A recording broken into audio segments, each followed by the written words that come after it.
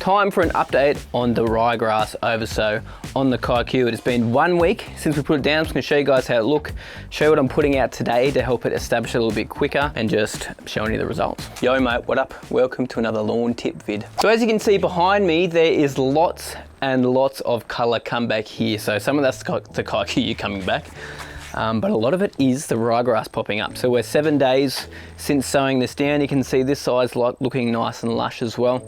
7 days, so generally with the ryegrass, you're looking at 3 to 5 days to start to see some germination. So at about day 4, there was quite a bit of grass popping up. I put up a picture on Instagram or something on my story, but let's get down close and I'll show you how much seed is there. So if we get down here, hopefully you guys can see this, but this is ryegrass all throughout here. There's no Kikuyu in this area because this is where it's scalped really crazy down to dirt. And across the whole area, you can see it. That's all ryegrass up through that section. Through here, a little bit of Kikuyu mixed in this section here, as you can see, with a thicker leaf blade. But then there's ryegrass all throughout, like a ton of it.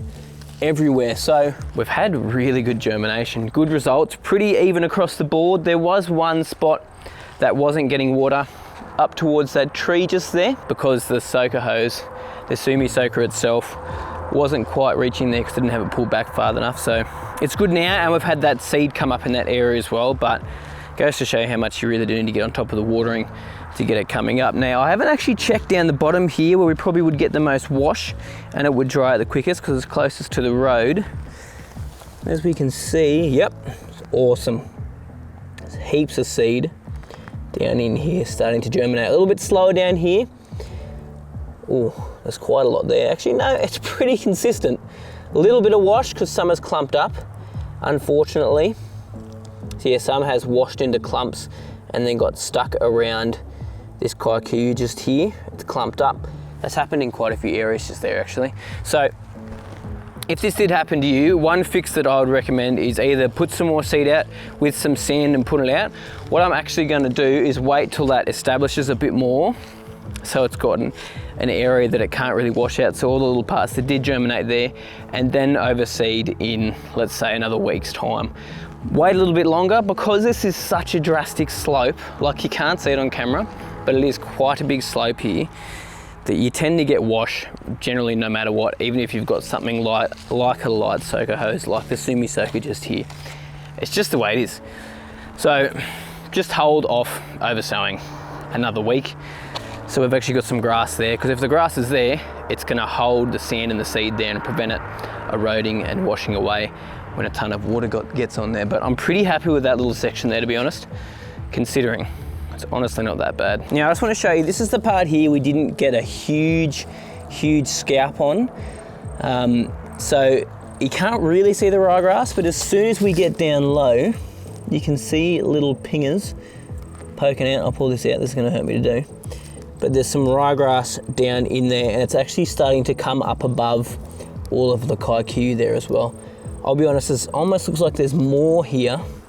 Nah, there's definitely more over there where there isn't as much leaf. So yeah, it's still coming up, which is good because we had enough room there for it to come out. But I should have really come down with the walk behind rodeo mower and just scalp down this section a little bit lower because it's not quite as thick. I mean, we'll find out in the next week or two when we actually start mowing it, and we'll see which areas stripe up more and don't. Because the ryegrass, you'll be able to tell a huge difference between the Kikuyu because it will just stripe up and look schmick. It'll really look good. Yeah, but we're pretty good, even across the board. That Sumi soaker does such a good job at keeping the water up to the whole area. Man, it does a good job. Most of the green you guys can see though is most of the Kikuyu and a little bit of the ryegrass there. We won't really start to see the ryegrass take over until we give it sort of its first mow, which will be in a couple of days. So I'll aim to get another mow. When I say a couple of days, probably 4 to 5 days, so nearly a week away. Let it grow for a little bit longer. Let it thicken up a little bit because you can see it's quite fine and super easy to pull out from the ground at the moment. So not quite ready. And I'll probably do the first mow with a rodeo mower as well. We'll see, I might do it with a cylinder mower. We'll just come and assess that when the time comes. So keep an eye out and see what we decide to do. But yeah, I'm still very happy with the results. And I mean, I've been having to water this a ton because it's been so hot and dry. We haven't been getting rain and it's been really, really windy. Like I've been watering it. A bit of dog poo there. That's disgusting, dogs. Yuck. That would have been schnitty for sure. Blech. I've been watering it, what was I saying? Like 6 to 7 times a day for 10 minutes each time that I water. So I've really been trying to keep on top of it. There's been no flooding. A bit hard to get flooding here anyway because it's slope, so it just runs off, but it's looking good. Getting good results. Even these areas here that are currently a little bit drier, just because there's not as much surrounding grass here, still got a ton, absolute ton of ryegrass popping up throughout all of here as well. I need to get the sprinklers out in this area too, it's a little bit dry. So I'm putting out a blend of products today. My Lawn Tips Spring Mix, and I'm gonna add some Survival in there. So we've got Survival, Nourish, Brilliance, which will help push a bit of growth and a little bit of color as well. Some Vitalize, which is gonna help strengthen up the plant, help get some more microbes in there, really just strengthen it, and Nourish to also give it some extra nutrients. Now the thought process behind the Survival is to help strengthen the root system and give it some more density and help it shoot deeper as well. So we require less water in the long run. So putting all of these products out today at 200 ml per 100 square meters. The Survival will go 100 ml, so that's half the rest of the products, but that's how much we'll put out. I've got 200 square meters here, so 400 ml of each of these, and we'll get cracking.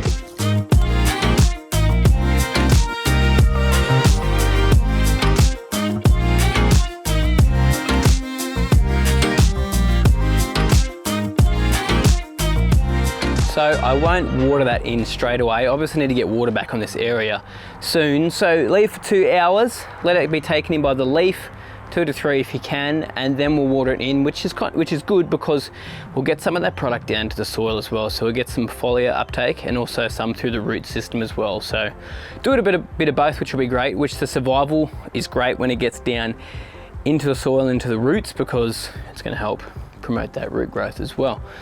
But that's about it. We don't really need to do too much else from here on in. We just need to make sure we're keeping the water up still, give it that liquid fertilizer. You could do that weekly if you wanted to. If you're going to, just go at lower rates, but it will actually help establish it quicker, because when the seed is so young, it does burn through nutrients a little bit quicker because it's pushing so much energy into its growth.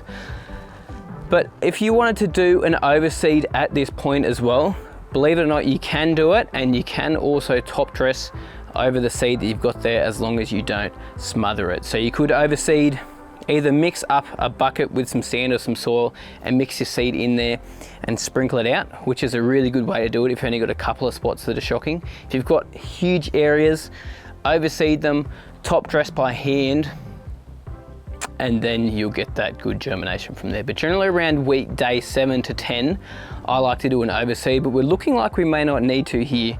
And because it's on a slope, as I mentioned before, we may just overseed down the bottom where there's been a little bit of wash, when there's a bit more grass there, so it can hold the seed in place and the soil as well without eroding it and washing it down. Thank you guys so much for watching. Really, really appreciate it. I'll hopefully have some mowing on this area in the next week, I'd say, which is going to be awesome. But thanks guys so much for watching, really appreciate it. All those products I talked about today are at lawntips.net. Appreciate your support, and I'll see you guys anyway in the next vid on the weekend.